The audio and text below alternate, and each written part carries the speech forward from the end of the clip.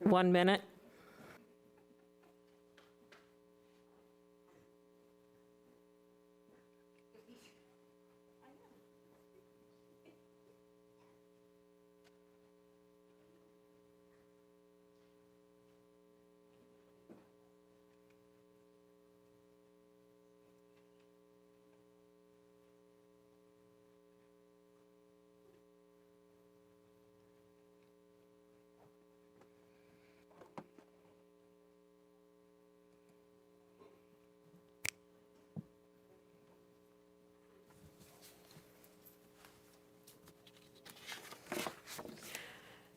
Good afternoon. I'd like to bring the November 17th, 2020, 3 p.m. meeting to order. Good afternoon. I'd like to take this opportunity to welcome you to the school board meeting this Tuesday. The public is encouraged and welcome to address the school board at the hearing of citizens. If you wish to speak during the hearing of citizens, please pick up a card in the back of the chambers. Print your name and topic clearly and return the card to our board assistant, Kathy Tompkins. At the appropriate time, I will ask you to speak. Come forward. Today, we have the Riverview High School Army JORTC under the direction of First Sergeant Fernando Garcia.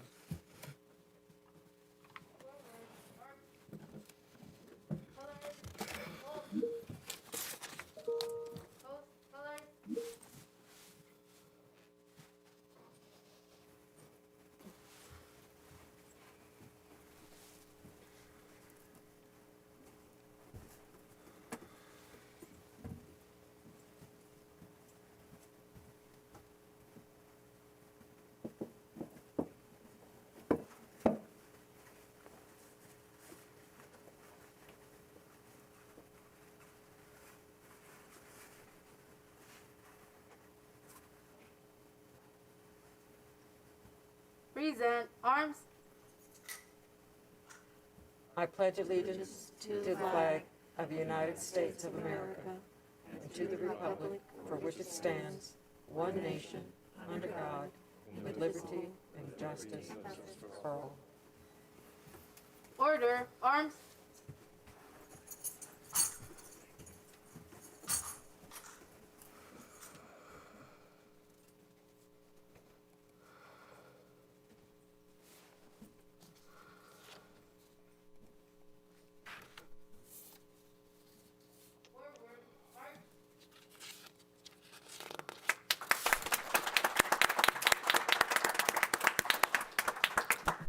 Thank you again, the Riverview High School Army JROTC.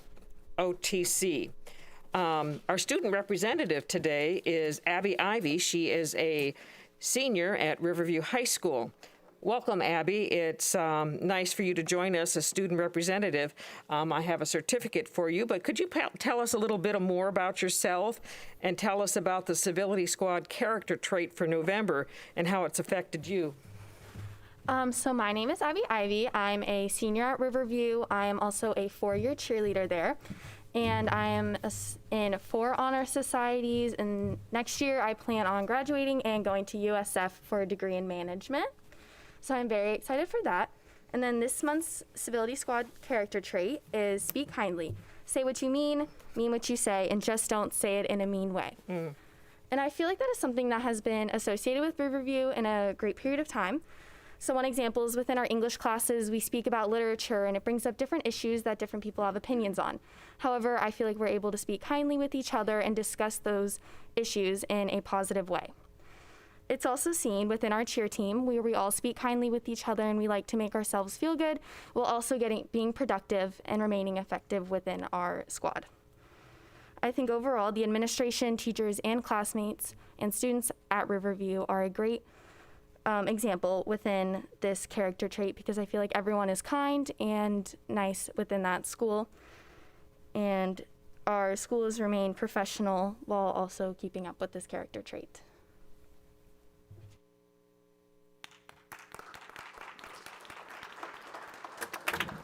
We'd like to thank you for serving as our student representative and present you with the certificate I gave you, and we wish you the best of luck in the future. Any special presentations for today is the U.S. Presidential Scholars. Would Steve Cantis please approach the podium?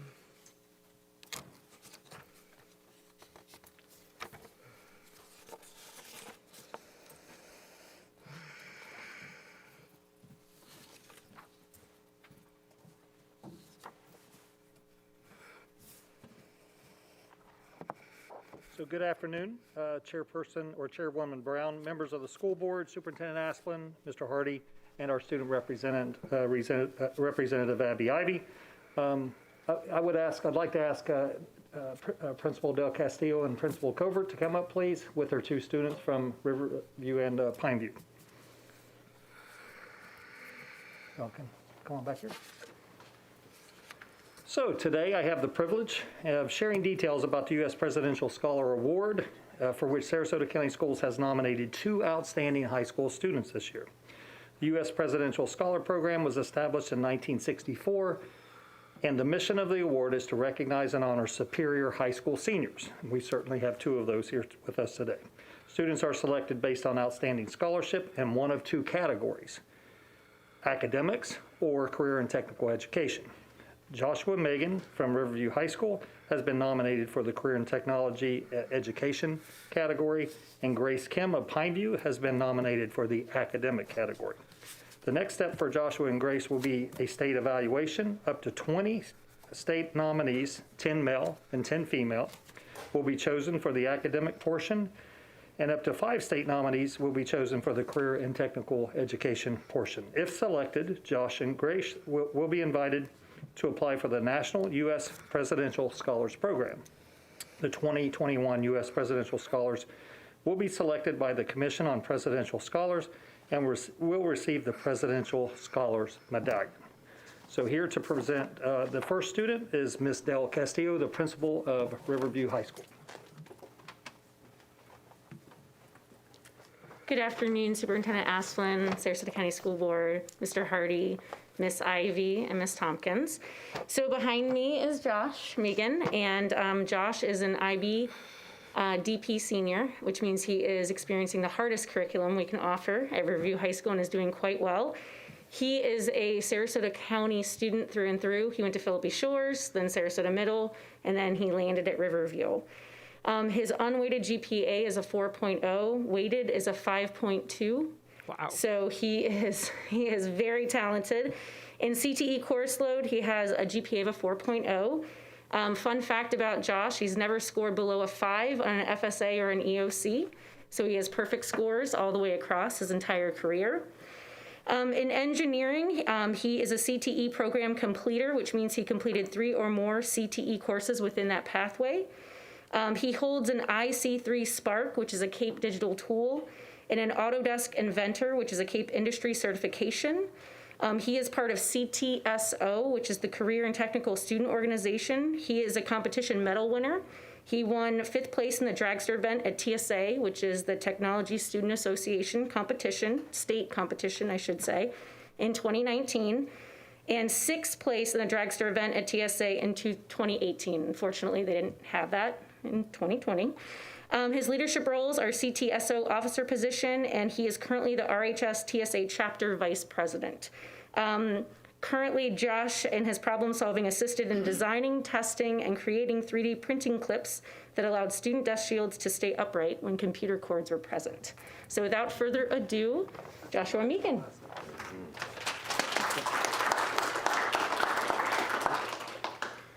Good afternoon. Thanks for having me. I started taking tech classes in 7th grade, and I never knew how far they would take me. I was just following an interest in technology, which is what I thought and still think is the future. And here I am, many years later, enrolled in engineering design and development at Riverview, and I'm hoping to use everything that I've learned to get a degree in mechanical engineering. I just really love problem solving in mechanical design. The world is currently challenged, and it's important now more than ever for scientists and engineers to step up and do what we can to make a better and more sustainable future. I've been fortunate enough to have incredible teachers who always encourage me to follow my goals. I've even competed nationally in the Technology Student Association, which is in STEM events, and I'm sorry. And I'm not really sure where this path will lead, but I'm grateful to be the Sarasota County Schools representative for CTE, and maybe my enthusiasm will help inspire others. Thank you. Really done. Thank you, Josh. That's quite the list of accomplishments there. So congratulations to Josh on his award. I'm now going to have Dr. Stephen Covert, the principal of Pineview, to come up and present his student for her award. Good afternoon. Thank you, Mr. Canties. Good afternoon, Dr. Asplin, Madam Chair, Madam Vice Chair, board members, and congratulations to Dr. Rose and Mr. Edwards, and welcome to our student representative, Abby. It's an honor and privilege to be before you this afternoon as the proud principal at Pineview. What we have next to me is Grace Kim. She is an absolutely outstanding student. She is a first-generation Korean-American student, and she is a true polymath whose interests and accomplishments occur across many disciplines. Academically, Grace is an emergent scholar, a term reserved for the most intellectually precocious students. She has attempted the most rigorous academic schedule across all disciplines, electing to take our AP Capstone Diploma sequence. Having successfully taken over 15 college-level courses already, Grace's GPA is over 5.0, and her SAT score places her in the 99.4th percentile. Quiet by nature, Grace is nevertheless highly respected by her teachers and peers as a voice of reason and kindness. When she speaks, others listen to her calm, reasoned observations and arguments. Grace's extracurricular involvement occurs both on and off campus and is extensive. She is currently president of our speech and debate team and captain of her event, Extemporaneous Speaking. Grace has attained state and national level recognitions, and last year was selected to be a member of the USA Debate Development Team. Grace was elected by her peers as class historian, and she is an active member of our Peace Jam chapter, dedicated to making improvements in our local community. A gifted and recognized violinist, Grace performs with the Sarasota Youth Orchestra. Grace is also a Star Youth Leadership Program graduate. The circumstances under which she has excelled have been tremendously challenging. Raised by immigrant parents, her father toiled as a night shift janitorial manager until a year ago when he suffered a massive stroke. Prior to and coincident with this event, Grace's mother has been battling cancer. Neither is fluent in English, requiring Grace to interpret and assist them in negotiating American culture and our healthcare system. Grace, and before her, her older brother James, also a Pineview graduate, have aided their parents in securing American citizenship. Grace's successes and achievements fill her parents with pride, and it's my privilege and pleasure to present to you our presidential scholar, Miss Grace Kim.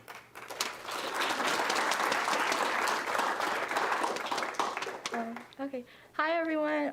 Thank you so much, Dr. Covert. So I really want to start with talking more about my parents because I think they deserve a lot more recognition. My mom was pretty much born in a really small village in South Korea near the mountains where she literally had to walk an hour every single day just to get to elementary school.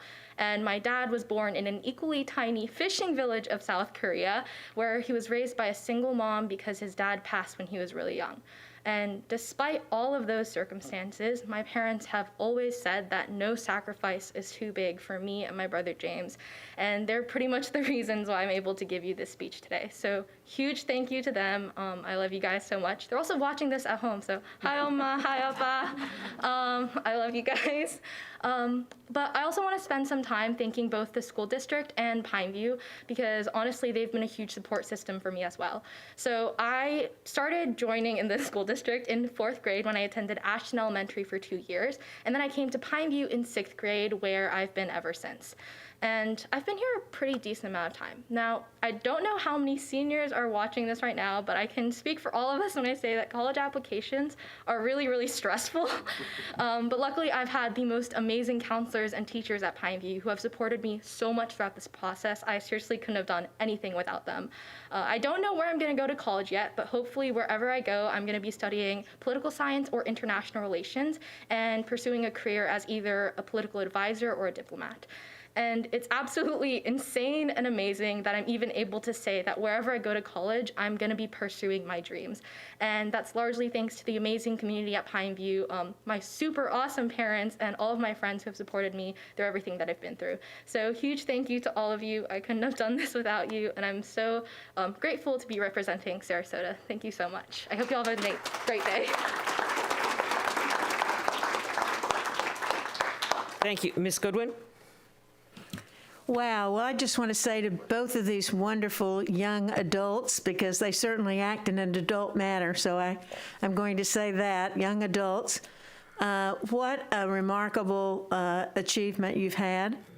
And I just want to wish you both the very best in the future, because I know your life is going to skyrocket and you're going to make all your dreams come true. But we are very proud of you.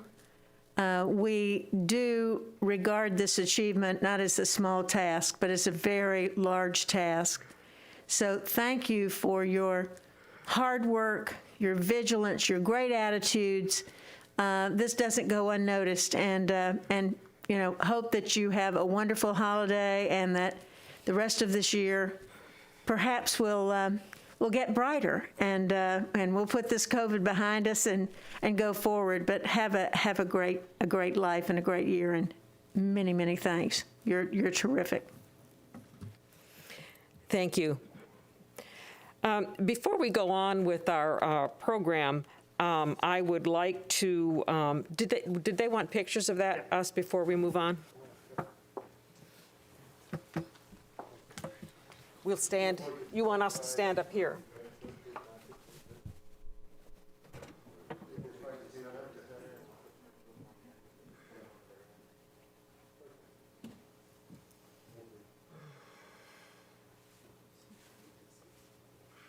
There you go.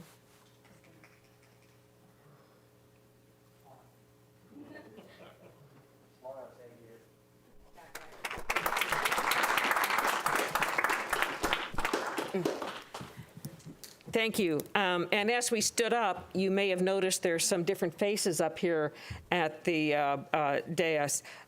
This morning, we swore in our 2 newest board members, and we had our reorganizational meeting. I am now the chair, and Jane will be the vice chair. But I'd like you to meet our newest members, Tom Edwards and Karen Rose. And we're all going to be working together.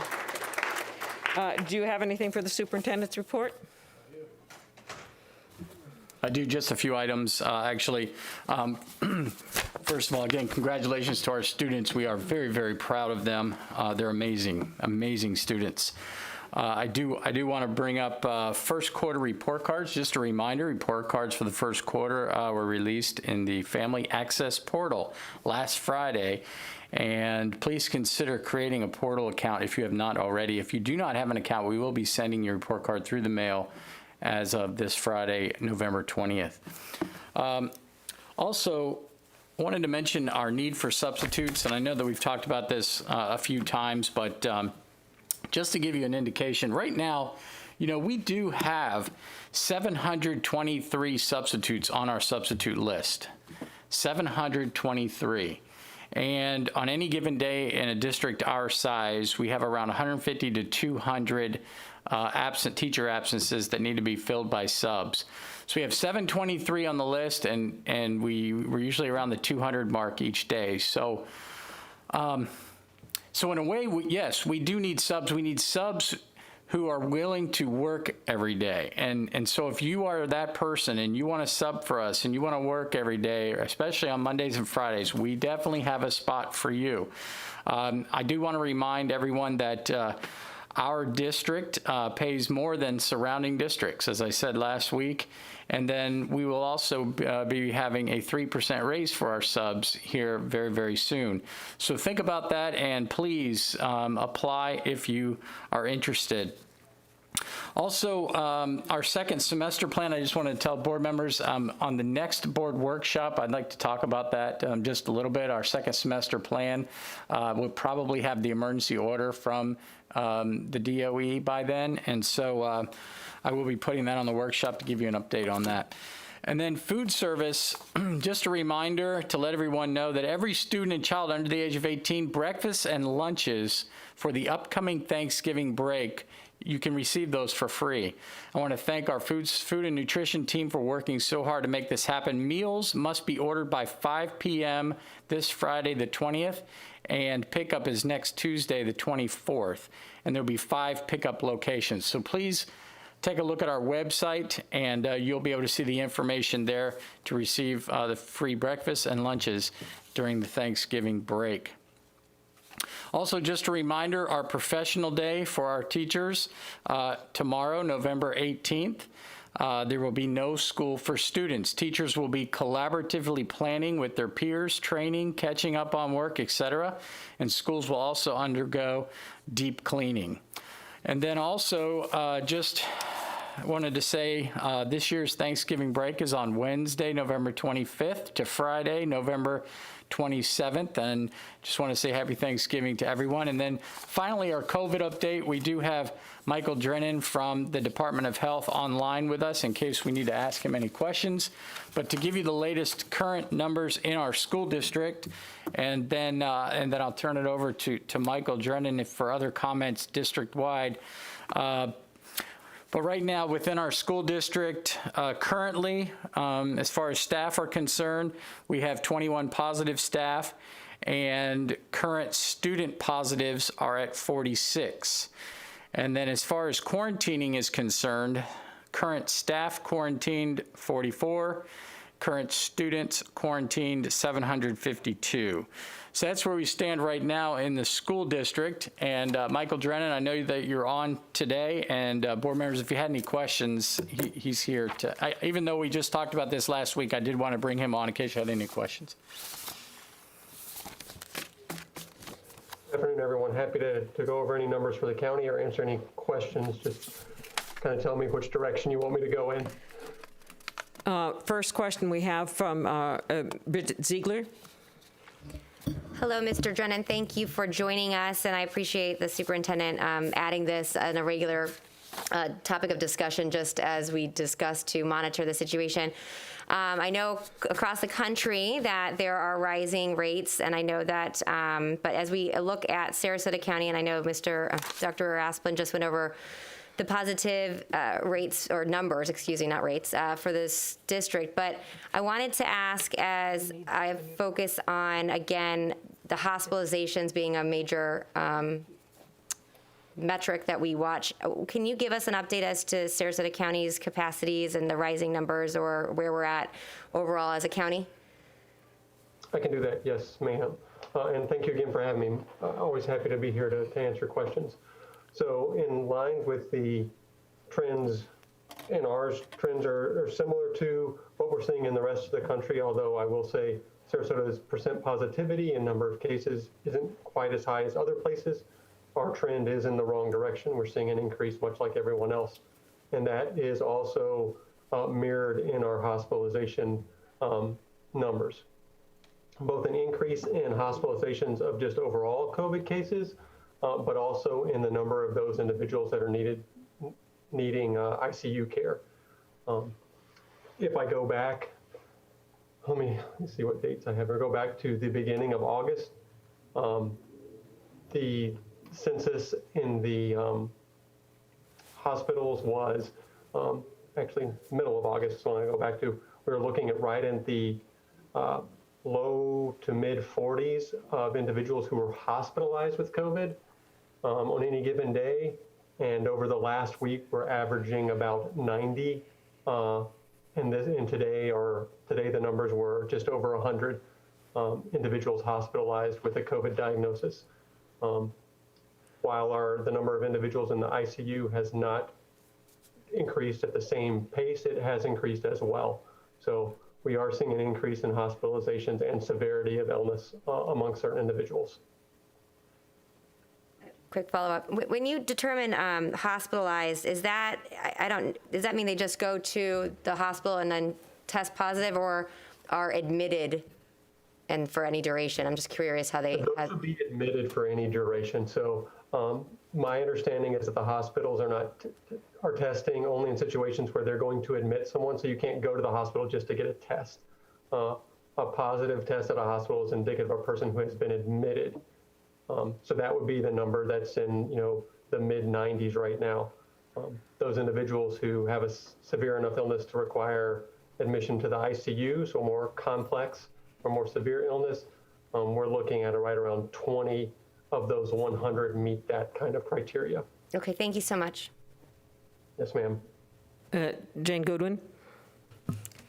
Michael Drennan, thank you for all you're doing for us. We really appreciate it, and you've been a really good friend to the school district for a lot of years, having served with you on the SHAC committee for a number of those years.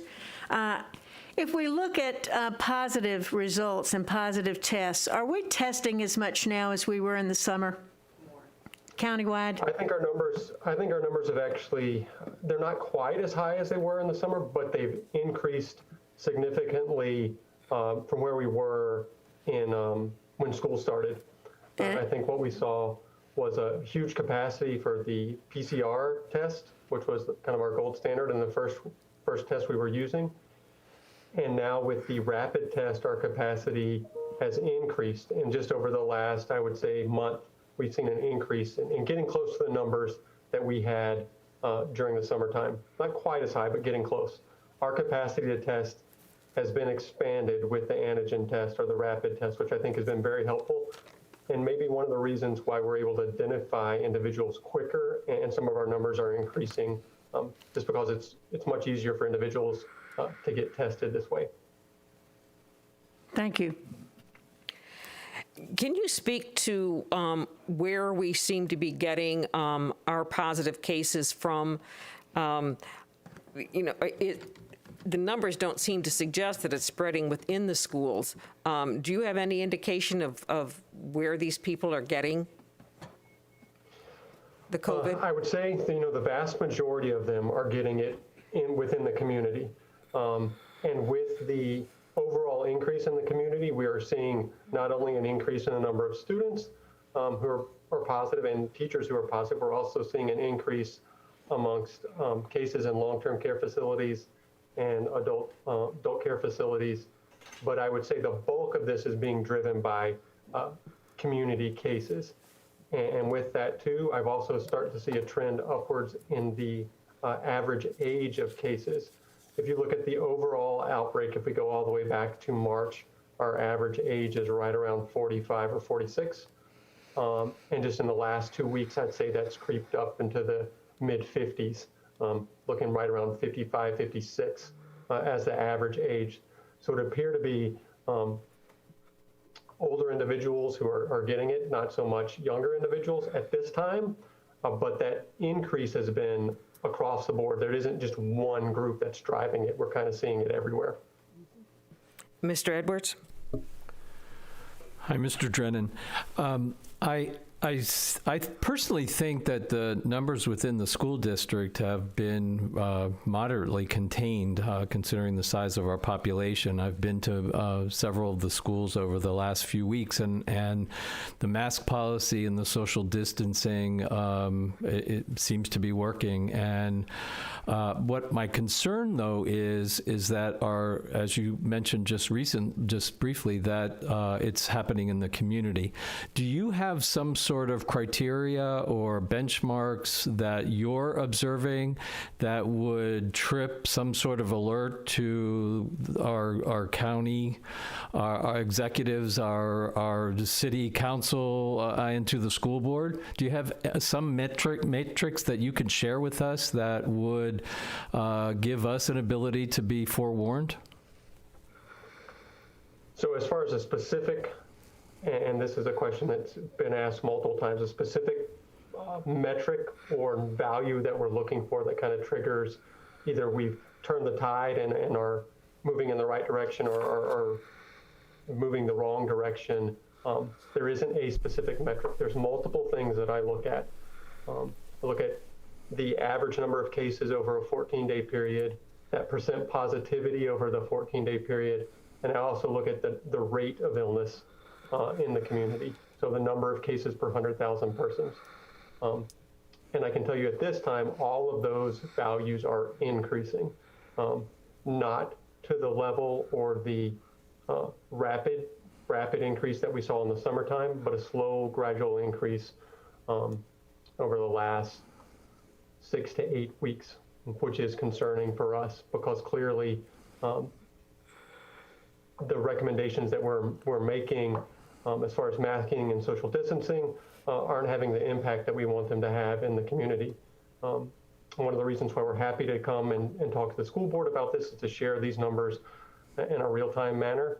And also I know Mr. Henry, the health officer, has regular conversations with both the Board of County Commissioners and Mr. Lewis regarding these numbers and trends. And as you said, I'm concerned about the numbers that we see overall, but also in the schools. But it's encouraging also because of the partnership that we have at the school and the control strategies and methods that the schools put in place that we haven't seen transmission, or at least not significant transmission, within the school setting.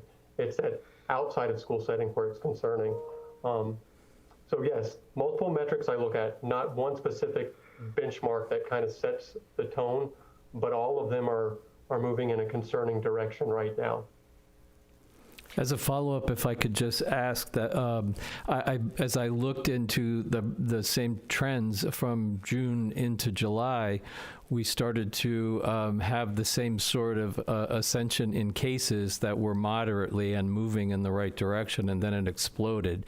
I guess what I'm trying to ascertain from you is if there's some number or some days of numbers that the school district should be watching for, so that we start to have proactive conversations about where we go from here.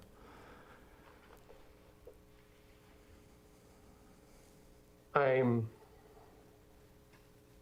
don't know. I mean, proactive measures and changing strategies that the school would take in response to the outbreak, is that what you're? Yes. As I said, no specific metrics and no specific guidance from the state, and not trying to be elusive, but a lot of the guidance that we get comes from the Central Health Office in Tallahassee as it relates to specific recommendations that we would make. And a lot of those will be looking at transmission in the schools, and we just haven't seen that at this time. And so as far as making recommendations about full classroom closure or school closure or changing recommendations on how school would be or education would be offered, we haven't had guidance or that. I don't see numbers like that because we haven't seen concerning transmission within the school setting. Thank you. You're welcome. Dr. Drennan, one of the things that concerns me, well, I'm happy in a way that most of these cases, I understand, especially for the students, are mild. I don't believe we've had any hospitalizations with our children, and they're mild cases. And, whatever reason these kids get tested and then they find out about it, but I'm sure there's other kids out there that haven't been tested that probably are positive too.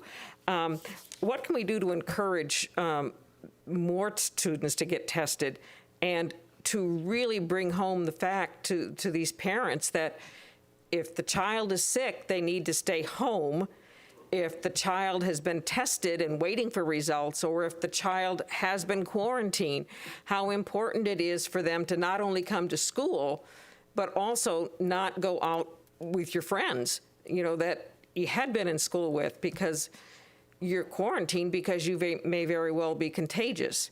And when they're not feeling bad, and even the person who had COVID doesn't have symptoms, I mean, it's hard to make them understand how important the quarantine is. What can we do to drive that point home so that they take it seriously? That is a very, that's a difficult question. I think, consistency in messaging, both from the district and from the health department, I do believe is helpful. I know the district has put out several, informative pieces to parents, letting them know that testing is available. Also, what symptoms to be on the lookout for. We try to do that at the health department as well. We strive really hard to reach all of the contacts, especially when they're students or teachers even, just so they are aware of the importance of contact tracing. I think that's one of the strengths that we have is our relationship with the district. When we do have contacts, when we have a team that we communicate with the schools, we are able to keep those students out, whether or not they're cases or contacts or staff. It's more difficult in the community where we don't have as much, I don't want to say control, but influence over individuals actually following our recommendations. I just think that messaging is important, and continuous messaging, especially as we come into the holiday season, Thanksgiving coming up, Christmas coming up. I know it's traditional for people to spend time with their families, and people travel from all over the country to spend time with their families, and difficult this year to make decisions about who you see and who you don't see, how you spend time with your families, because the potential for spread is going to be very high this time of year, and that's why our messaging is so important at this time. Thank you. And could it possibly be because they're wearing masks that we're not seeing as much transmission in the school, and that the cases that they're getting aren't as serious? And maybe because you're wearing a mask is why you've got a mild case? I can't really speak to severity of illness in masks, because the research and science just really hasn't shown that. So I don't really know, but I would say the masking, the social distancing, the buy-in from teachers and staff and students and parents as it relates to masking is definitely what is keeping and reducing the transmission in the school setting. The more as time goes on, the more and more we're learning the benefits of masking and social distancing. And I do think that's why we're seeing, from a positive standpoint, not minimal, if any, transmission in the school setting. Also, all the work that's done from environmental controls. I know Jody has had staff work diligently on disinfection of classrooms, routine processes as it relates to disinfection in the school setting. And I think all of those things combined have been very beneficial. Well, I think the installation of all the MERV 13 HEPA filters has helped too. I would agree 100%. Bridget Ziegler? Thank you.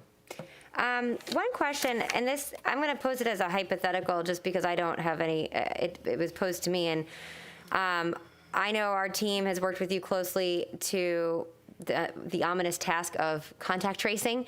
However, so I know if a student at X school were to be quarantined based on the exposure, and student X has a sibling at another school and or a parent that is a teacher or a member of staff, are they to quarantine as well?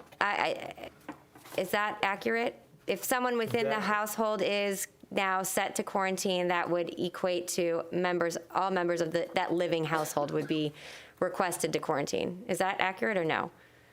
So that would not be accurate. So our recommendation would be, they would obviously want to be watching for symptoms, but a contact to a contact, we would not recommend quarantine. Now, there might be situations where individuals ride to school together or something like that. But if student X is exposed at school and his parents or family members are not exposed, we would not recommend that they quarantine. Okay, thank you for that clarification. You're welcome.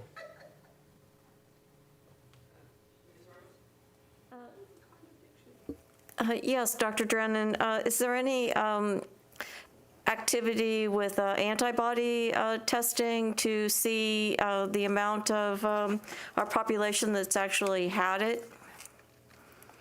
So right now, the antibody tests, the way it's been communicated to us, are not reliable at indicating previous infection or resistance to reinfection or I'm drawing a blank on words here. So it's just not a reliable test right now based on cross-reactivity with other viruses. And so we just can't trust their results at this time. I know there's work being done to improve the antibody test, but at this time it's not a test that we're recommending or utilizing. I know the hospitals and blood banks are using that test, but from a public health standpoint, we just don't feel comfortable with the results to say someone's had it before and now they are immune, or had it before and they've lost their immunity. Thank you. You're welcome. I think it's important that we all, I watched the 6:30 news last night, and it was rough to see how the numbers nationally have doubled what they were in July. That isn't the same for our area, thankfully, but we shouldn't get alarmed at some counties in North Dakota or South Dakota that have a 50% positivity rate. That's not what we have in Sarasota. So we have to look at our local numbers, and we also have to look at our numbers from our schools. We have a dashboard, district dashboard you can get at sarasotacountyschools.net and see what it is. We've got several schools that have had no staff out and some no students out. I mean, so it's important that when we're making our decisions, we make our decisions based on what we're seeing in our schools and the processes that we're doing, and are they working? But we are having a lot of quarantine students and staff that are being quarantined, and that's putting kids in and out, which is putting a tremendous strain on some of our families and on our staff. And we're now waiting for a new emergency order from the Department of Education about perhaps total open up in January, where some of us might say, well, wait a minute, when the numbers are worse than they were in July, or way worse than they were in March, why are we doing this? We don't know what we're going to do yet on that. We have to see what the direction is. But for those teachers that are wondering how they're going to handle that, I think the best thing to do is work within your PLC, talk about how you are handling it and where you want to go with it, and share those things with your principal, because the superintendent is working with the principals, and we don't want you complaining about what we've decided after the fact. Put your input in now with your school administration and your PLC, and we'll be making that decision. Probably December we'll be considering it, and probably be making a decision in early January. So think about what you'd like to see, and how we're going to perform, for these kids, and working forward. Is there anything else? No, that's all I have. Thank you. Okay, now we'll move to hearing of citizens. We do have 4 cards. Each speaker will have 3 minutes to speak. When the timer flashes yellow, you'll have 1 minute to remain to wrap up. The respect for divergent viewpoints and civility will be shown at every board meeting. Whether or not you agree or disagree with the speaker, you should listen politely, respectfully, without making any sounds of approval or disapproval. The board members are here to listen to you. This is not a time for debate, and the board will not take any formal action on your comments unless your comments relate to an agenda item. If your comments relate to a non-agenda item, the board may refer the matter to staff for a report prior to the board's next meeting. The board is committed to civility and decorum in the conduct of its meetings, and please assist us in maintaining a civil and constructive meeting environment by confining your comments to the issues and refrain from interpretive or rude remarks or those directed to or about a certain board member. We received email comments. I don't think we received any this week, did we? Prior to the meetings normally. So the first speaker is Deb Barkley.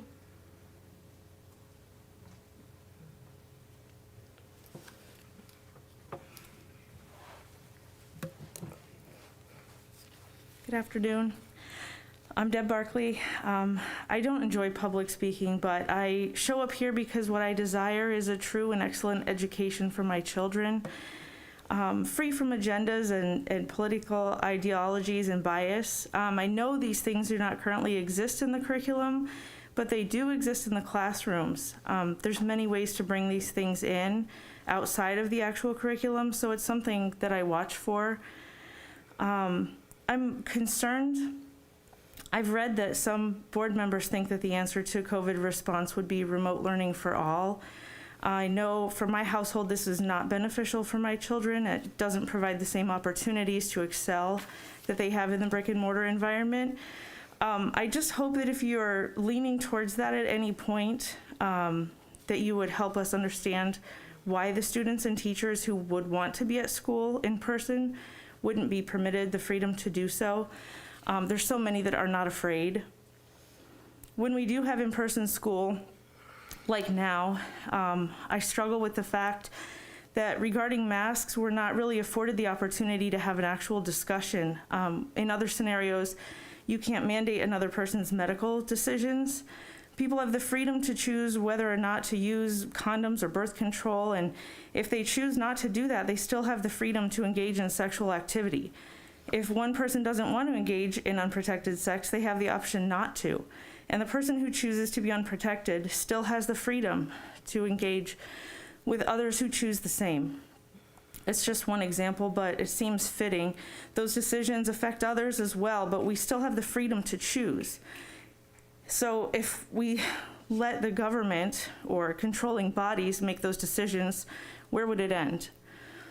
I believe it comes down to personal accountability. What words and actions are we using with each other? I understand that we each come to our personal views and opinions based on our life experiences and our understanding. I can't make anyone else take personal accountability. I can't make anyone hear me who refuses to listen. I can't make anyone treat me or my children fairly if they don't choose to do so. But I'm just here speaking again to remind all of us that we're accountable for the content of our own character, and how you treat others is the telltale truth about that character. Anyone can say that they're tolerant, accepting, against fascism, not racist, or peaceful, but character is proven through the way we treat each other. Peaceful resolution can only be accomplished when people take accountability for the way they treat those with opposing views. I'm here as a parent who wants better for my children than the mess in which we currently find ourselves. I'm ready and willing to have a dialogue with any other parent or educator who seeks to find solutions and understand opposing views. I've been disheartened by the way people are speaking to and treating each other. I'll leave you with this quote by Dennis Prager. Goodness is about character, integrity, honesty, kindness, generosity, moral courage, and the like. More than anything else, it is about how we treat other people. Thank you. Ashley Coate.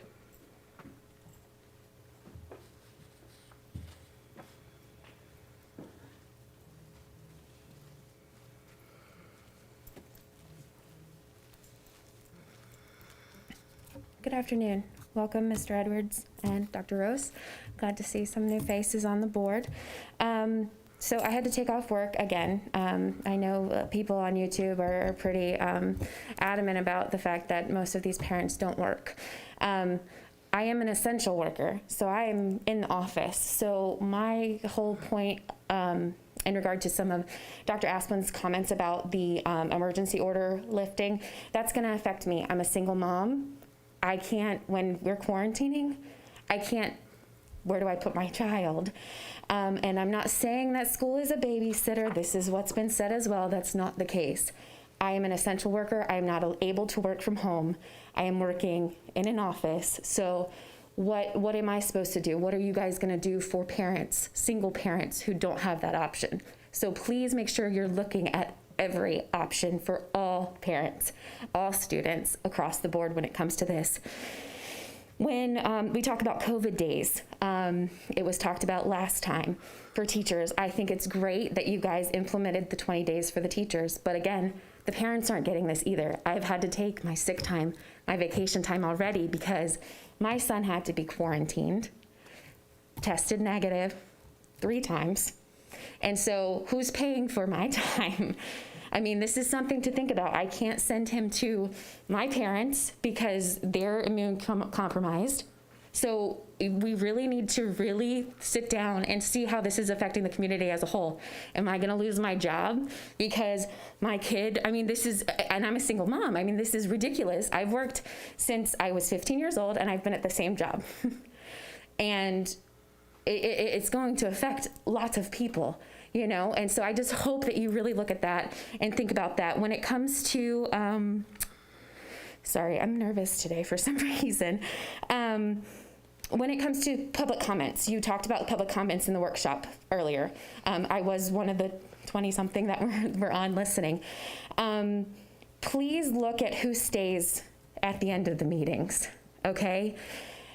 I'm not here just to make sure I'm seen or heard. I'm here because of my son, and I'm here to make my voice heard, and I'm willing to work with all of you and whatever committee or whatever. We have differencing of opinion. I just want to work with you guys. But please, no more personal information on these public comment cards. Please. I want to keep my son's school private. I want to keep his teachers private. I want to keep, I mean, we have to put our phone numbers and our addresses on here already. That's a lot. This is on YouTube. We've had doxing situations. I've had my job threatened and everything else. This is ridiculous when we come to a school board meeting just to talk to you guys because our emails aren't being heard, because you're being inundated with other emails. I understand you've had a lot to deal with. Thank you. Thank you. And Sharon Doma? Doria. Doria? Doria. Hi, good afternoon, and welcome to our new board members. I was here last board meeting, and I heard a lot of people talking about bias, but I represent a population that confronts bias every day, the ESE population, where their opportunities are so limited just due to a label. As a retired teacher, it was easy for me to get up here and speak, but I did receive a lot of feedback from teachers who are too afraid to get up to speak, so if you will indulge me. It says, "You are my absolute hero. I'm in the position of dropping my ESE certification because I cannot be part of something I would not want for my own child." Our ESE pullout is at 20 students, where a gen ed pullout is only 14. Why should ESE be higher? The other thing I really needs to change is there has to be restrictions on ages or grades. There should never be a K-5 class. It's not appropriate socially or educationally. Now, I was able to read that to you because I swore her to secrecy.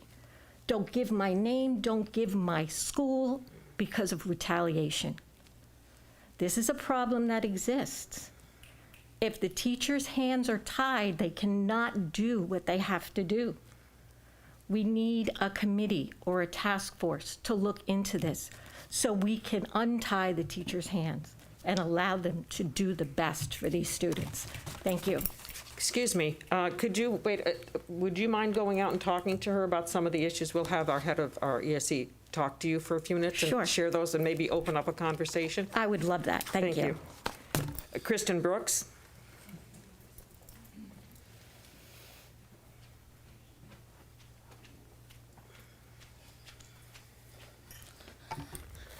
Hi.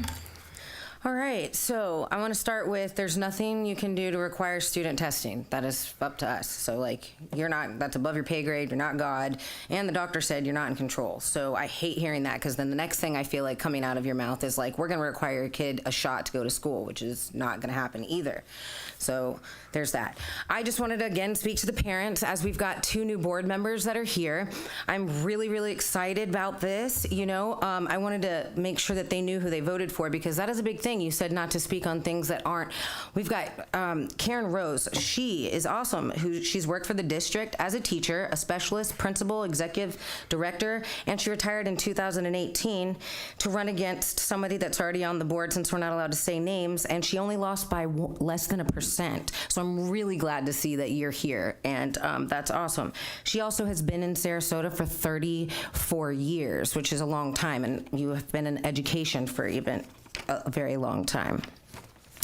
I feel very uncomfortable with the fact that we have someone on our board now that is a Sarasota newcomer, and this is from the Herald Tribune, who has never set foot inside of a local public school. Excuse me. That makes me very nervous. You did welcome them, and that was on the thing, so I'm allowed to talk about this, and it's my First Amendment right. People deserve to know what they voted into this district. I'm just speaking my piece. Don't take from my time, Shirley. The election is over. That's fine. People also need to be aware that there is some things like on his website about BLM that he has deleted now that I feel very uncomfortable with how that's going to affect my child and the things that you're going to start putting in our school since you made last October the LGBTQ month and you didn't, or October, that's the new month, right? But Aspeline, you haven't sent out anything about the Hope Scholarship to all of our kids. Right? That's supposed to be done. Just waiting on some things. I just think it's important parents should know what they're going to be having to show up for these meetings for, right? About the mask. There's no way in the world you're going to talk me into that my kids are safer behind a mask that's made out of underwear material that you wear every day. You don't provide our kids with N95 mask. My kid, I picked her up from school today. She came trucking in with her nasty bifold, which is half of her size, and it's got fingerprints and dirt on it. They don't clean them. Like, come on. You guys spent $700,000 on things that aren't working, and now you're telling me that my kid is going to be better in a mask that you can, like, smell a fart through? You're not even requiring them wearing certain masks. You just require them to wear something over their face. I mean, at least stop making us look like idiots and sending our kids to school with cloth on their face. Give us some N95 mask. I mean, doesn't that make sense? Like, the doctor even said it. He can't even, there's not this, that, and the other. Thank you for that question, by the way. What I would like to know is how many of those teachers and students died? How many died? Right now, there is nothing that would stop any parent from sending their child to school with an N95 mask.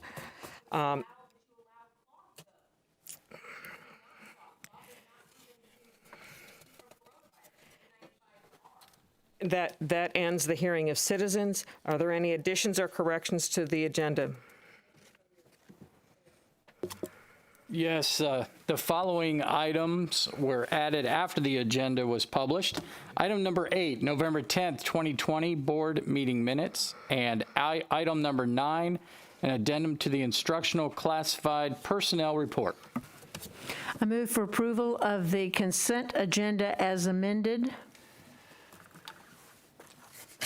Second. And the consent agenda was approved and seconded, and now are there any comments? You have to vote on it.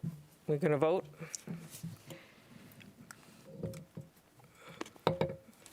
Can we get the vote up for the consent agenda?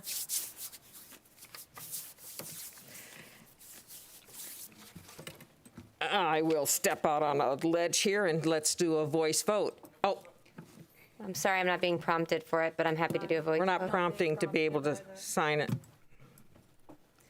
And I refreshed. I think we're safe in doing a voice vote. All those in favor signify by saying aye. Aye. Aye. Opposed?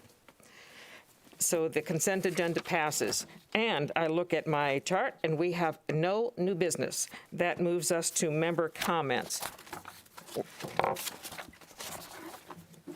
Are there any comments from the members? for the good of the order? Ms. Goodwin? Well, I just want to wish everyone a happy Thanksgiving holiday. If you're in the mood for a wonderful turkey dinner, our technical college in Northport is serving Wednesday and Thursday. Our Sarasota location of the technical college is serving on Friday, and that's at the corner of Beneva and Proctor. And that includes all the fixings and dessert. It's a $10 charge, and it's a really well worth that value. It's just really low compared to what it should be. But I just want to wish everyone a very happy Thanksgiving, and stay safe out there. Ms. Rose? Yes, I just wanted to thank all my fellow board members for the welcome today. My first day serving Sarasota County community, and the welcome from staff as well. And I look forward to working with each and every one of you. I know that we are going to come together on issues, and I'm always available to talk to any community member. And I think communication is key, and I'm quite sure we can accomplish that together as a board. And just for the record, I'm not Dr. Rose. I don't want to take away the credibility of those who have their PhD. I stopped with my master's degree, so I am Mrs. Rose, but looking forward to working with all of you. Thank you. And if I may, I need to correct something you said. You said this is your first day you've been serving the community. It's the first day you've been serving the community as an elected board and seated board member. You have been serving this community for a long time. Thank you. And with that, we close. Our next board meeting will be on December 8th at 3 p.m.